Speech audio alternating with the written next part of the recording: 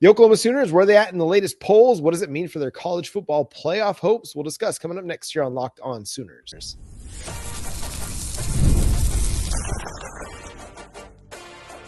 You are Locked On Sooners, your daily podcast on the Oklahoma Sooners. Part of the Locked On Podcast Network, your team every day.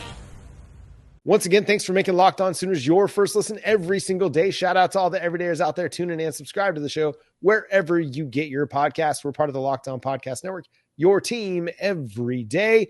Jay, the Oklahoma Sooners in the latest polls, where they at? Where they at? All right, the polls basically ain't changed for Oklahoma. It's the same. You're going to get Oklahoma here at the number 8 spot. It's not going to be any different for the AP poll. Same thing for the coaches poll. Really, the biggest change was because Texas A&M lost to Texas, they dropped.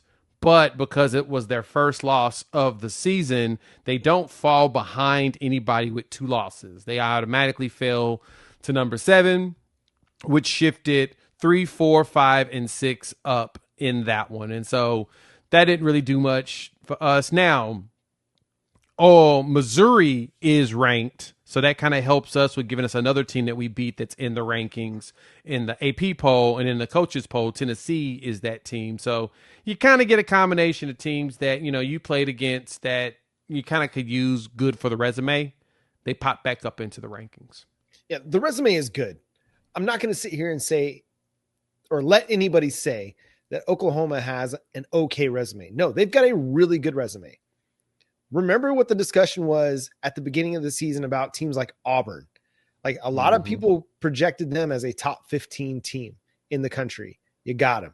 Michigan, they're a top 25 team. Tennessee was a top 25 team for a lot of the season. And in some instances, some cases, they're still considered a top 25 team. Missouri, they have been a consistent team over the last couple of years. You beat them. So any shade that anybody wants to try to throw at Oklahoma because Missouri dropped out of the top 25 and then bounced back in, or Tennessee dropped out, they'll be back because LSU didn't meet expectations. I'm sorry. That's not Oklahoma's fault. They took care of business and won the games they needed to win. They beat Alabama. They were 1 score away from, hanging with Ole Miss. They beat Tennessee on their field. They did everything you asked them to do against a tough schedule. And now they're 10-2 and right where they need to be to host a playoff game. But I loved Brent Venables' comments after the game when asked about the potential to host a playoff game. He's like, I don't know what's going to go into all of that, but we'll be ready wherever they ask us to play football. Love that. Our goal is just to play. And, people have asked him the question of, well, do you think Oklahoma should be rated up higher or something? And he's like, well, we had the opportunity to win games and we didn't. Mm-hmm. Yep. So we are where we belong, because we need to control our controllables. Yep. And he's right. Oklahoma is in the spot where they should be. They have at the time that they played these teams, they have beat 5 teams that were ranked in the AP top 25 at some point. And so like right now, you've got 3 teams in the AP top 25 that you have beaten in Missouri, Michigan, as well as Bama. And your 2 losses are to number 14 Texas, which is right behind you, and then number 5 Ole Miss, which they don't have a coach right now. But that doesn't matter. What matters today is when you did play them, they had a coach and things went the way they went. So, again, like we said in the first segment, when you looked at the schedule, everyone told us how much of a gauntlet it was, and we tried to remind you, I don't think it's going to be as tough as y'all think it is. Besides that point, that I told you so. Really was, we didn't see a single game on there where Oklahoma was definitely going to lose. Like they were outclassed, outmatched. There was no way they had a chance. They had a chance in every single game. Mm-hmm. Falling apart in the second half or being down a score late in the fourth quarter and then giving up another score to make it 2 scores does not mean you weren't in that game. You were in that game. Yep. That is the thing to keep in mind in all of these. Oklahoma showed that they have the option. Now, all I got to do is tighten things up. See, the good thing for us is, and we talked about this at the beginning of the season, we're on the Vanderbilt, Diego Pavia, Tim Beck timeline. Year 1 with them, they made a massive jump for what they were doing there at Vanderbilt. Went 7-6, went to a bowl game, looked really good. This year, they're 10-2. Mm-hmm. So luckily for us, John Mateer walks in. We start 10-2. Because all we said is we needed was a competent offense, right, John? That was the one thing we both said. You said it all the time. If we had a competent offense last year, we probably win 8 to 10 games. Because there's so many games that could have swung our direction just because we kept turning the ball over at the wrong times, or we just got stalled at the wrong times. We have that. It's competent. It's in the middle of the road of the country, so it's not the greatest. It's competent, though. The over 300 yards against this defense is competent. I don't care. Well, and what's crazy is your defense did improve after losing Danny Stutzman, Billy Bowman, Ethan Downs, Dejon Terry, Woody Washington. You lost some key pieces from your defense, and it got better. Like there were a lot of people, and even you could say sunshine pumpers, a lot of positive discussion about Oklahoma's defense getting better going into this year, and I was hopeful that it would be the case, but it was hard to ignore the losses of Danny Stutzman and Billy Bowman. Those guys were difference makers. Ethan Downs was a difference maker on this team. It was hard to ignore that. I was still kind of in the, I hope so. We'll see. And then lo and behold, they were significantly better than what they were a year ago. Yeah. A year ago, the defense was good, but they weren't good enough to get you stops time after time after time after time when your offense wasn't really able to do anything. This defense carried you, and your offense found enough explosive plays to go win games, but the defense made it to where, hey, the offense, if you score 17, we're going to win. Sometimes if you score 13, we're going to have a great chance to win. So that's been what's been incredible is the offense got a little bit better. The defense got maybe more than a little bit. I don't want to say a lot, but I think they got a good amount better.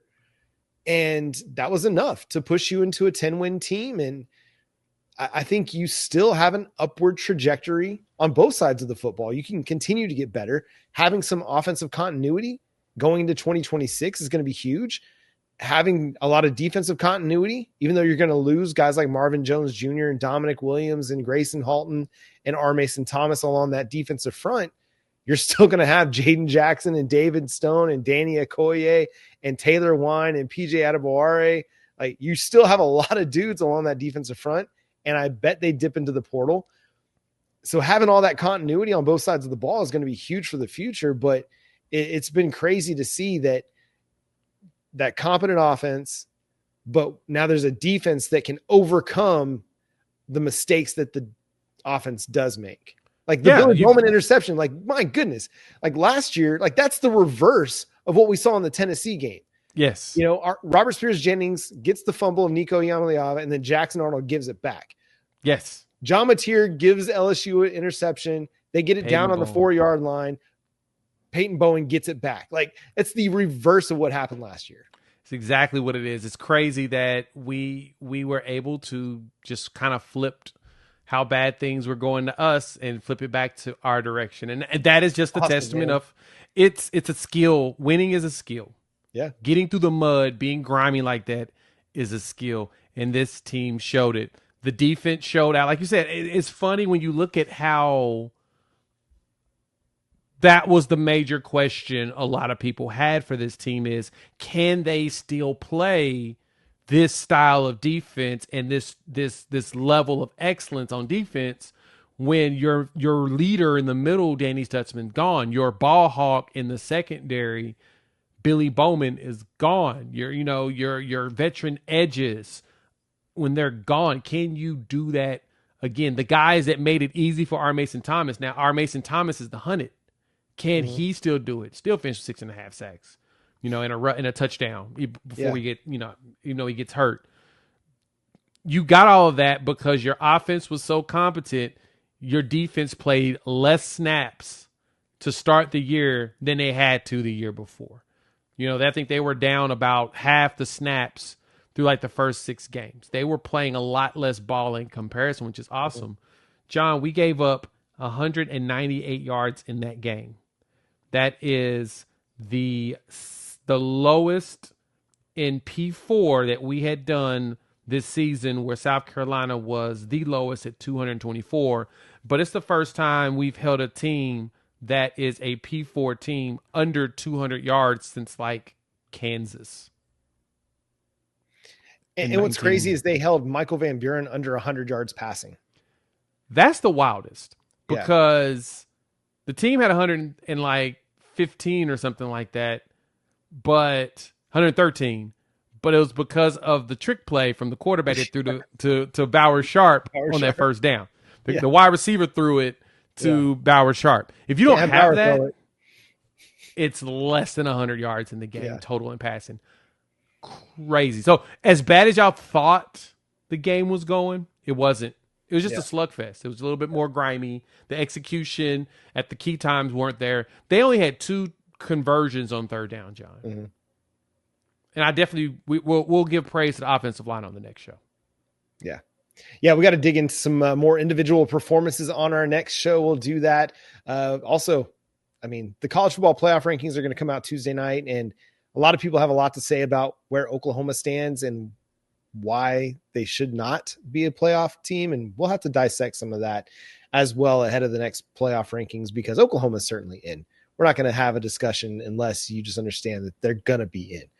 Yep. But a lot of changes in the SEC after an offseason where there were no coaching changes. This year, there's a lot of coaching changes. We'll discuss coming up next here on Locked On Sooners.